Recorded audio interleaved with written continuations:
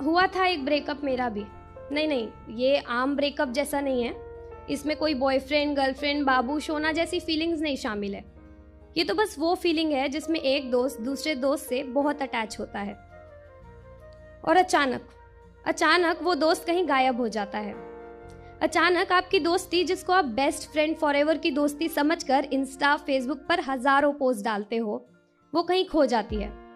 बिना बोले, बिना कुछ कहे, बिना ये समझाए कि हुआ है क्या, एक अनसॉल्व्ड मिस्ट्री की तरह बस बदल जाती है। जब हम स्कूल लाइफ में होते हैं तो लगता है ये दोस्त हमारे साथ पूरी जिंदगी रहेंगे।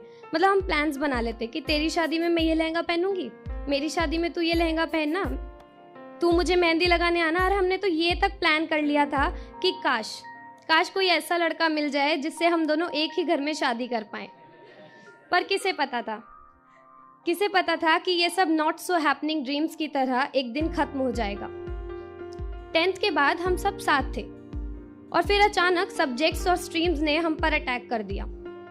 ऐसा लगा मानो ये कोई कंट्री डिवीजन हो रहा है। A grade student science, B grade student commerce. पर उनको क्या, जिनको साथ रहना था सेम क्लास में, अभी और बहुत सारी मस्तियां करनी थी। खैर जिंदगी जीनी थी, ये फैक्ट तो एक्सेप्ट करना ही था कि हमने अपने नादान दिलों को ये कहकर समझा लिया कि स्ट्रीम्स अलग है तो क्या हुआ, स्कूल तो एक ही है। करी थी कोशिश मैंने उसके लिए स्ट्रीम चेंज करने की और उसने भी मेरे लिए स्ट्रीम्स चेंज करने की, पर बाद में पता चला कि मेरे इन टूटे दांतों से ये साइंस का एप्पल चबाया नहीं जाएगा। और वो भी समझ गए तो हम अलग हो गए। पर फिर हर रोज पीरियड्स चेंज होने के समय, टीचर के बदलने के उस 5 मिनट के ब्रेक में, या तो मैं क्लास से स्प्रिंग की तरह उछलकर साइंस के बाहर खड़ी हो जाती, या फिर वो उबलते हुए दूध की तरह नजरें चुरा कर मेरी क्लास के बाहर आ जाते। और वो 5 मिनट में अपनी अपनी क्लासेस के न जाने कितनी खबरें एक दूसरे को सुना देते थे। फेमस थे हम अपने स्कूल में अपनी दोस्ती के लिए। हर दिन इंटरवल में साथ ग्राउंड में आना और ढेर सारे गप्पे लड़ाना। फिर हर दिन जब वो मुझसे पूछती थी कि और बता क्या चल रहा है, तो हजारों कहानियां होती थी उसे बताने के लिए। कौन किसके बॉयफ्रेंड के साथ कौन सी डेट पर कौन से पीरियड में गया, सबकी खबर उस और बता क्या चल रहा है का जवाब हुआ करती थी। और फिर आता था फिजिकल का पीरियड। वो एकमात्र ऐसा पीरियड था जिसमें दोनों क्लास कंबाइन होती थी, और सच कहो तो वो इकलौता ऐसा पीरियड था जिसमें जाके ऐसा लगता था कि आज स्कूल आना सफल हो गया। वो 40 मिनट के पीरियड में अपने दोस्त के साथ बैठकर दुनिया जहान की बातें कर लेते थे हम। और एक वही ऐसा पीरियड था जिसके खत्म होने पर मुंह पे एक निराशा आती थी कि अब फिर से अपने दोस्त को छोड़कर अपनी क्लास में वापस जाना पड़ेगा। उन दिनों बहुत से डांस परफॉर्मेंसेस में भी हिस्सा लिया था हमने, कुछ ज्यादा ही फेमस थे स्कूल में। कितना हसीन टाइम था ना वो। पर फिर दूर रहने से दूरियों का एहसास की भीनी सी भनक हम दोनों की तरफ बढ़ रही थी। उसके साइंस में कुछ नए दोस्त बन गए थे जिनसे मैं अंदर ही अंदर ऐसे जलती थी जैसे दूध ना डालो तो चाय खौलती रहती है। बस वैसा ही कुछ मेरा हाल भी था।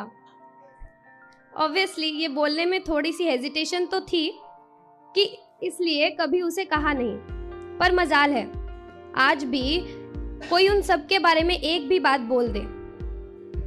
अपने ग्रुप की डॉन हुआ करती थी मैं। सबको सजेशंस देना, सबकी प्रॉब्लम सुन के अटपटे से सॉल्यूशंस देना, ये सब मेरे जिम्मे था।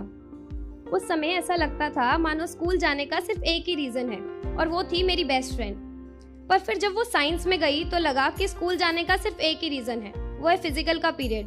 पर फिर जब उस फिजिकल के पीरियड में एक ही सीट पर बैठकर भी उसकी बातें मेरे से 4 सीट आगे बैठी लड़कियों से ज्यादा होने लगी, तो मैं समझ गई कि उसके पास रहकर भी शायद मैं उससे अब कोसों दूर हूँ। शायद उसके दिल में इस कॉमर्स वाली लड़की के लिए अब वो BFF वाली दोस्ती नहीं रही।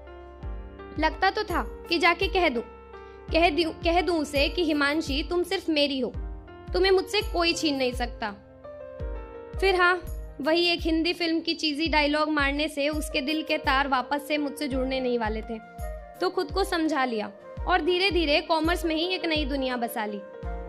अब क्लासरूम के बाहर हर 5 मिनट में कोई नहीं आता था और फिजिकल के पीरियड का भी इंतजार कोई नहीं करता था। वो खुश थी और बाकी सब भी, पर मैं कहीं ना कहीं चुप थी, बहुत चुप। हाँ, उसको दिखाने के लिए बहुत हंसती थी, थोड़ा बहुत स्टाइल भी मार लेती थी, और सच बताऊं तो अपनी कॉमर्स की फ्रेंड्स के नाम में कान में जान के फुसफुसाती थी। लगता था जेलस होके एक बार तो कहेगी मुझसे, बातें बातें क्यों छुपा रही है, क्या हुआ? पर कुछ नहीं हुआ। कुछ नहीं छुपाती, मैं उसको बोलती कि मैं तुझसे कुछ नहीं छुपा रही हूँ। उसे जेलस फील कराने की टेक्निक्स थी। सोचती थी अगर वो मेरे बिना खुश है तो मैं क्यों नहीं हो सकती। मुझ में भी मेरा वो आई मी माई सेल्फ वाला एटीट्यूड जागा और मैंने सोच लिया था कि अब मैं उसे कभी याद नहीं करूँगी।